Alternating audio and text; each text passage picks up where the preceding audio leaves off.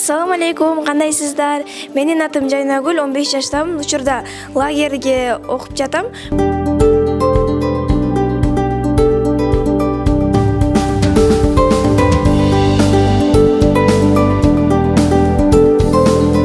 Лагер мага абдан жакты. Биякта устазалар эң күчтүү такыба эжелер экен.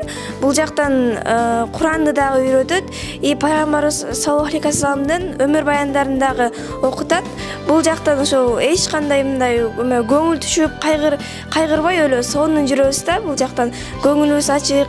8 жаштан 16 жашка чейин кыздар сабак окуса болот экен. Бул жактан эч бирибизди бөлбөй, урушпай жакшы окуйбуз да бул сабак. Келиңиздер.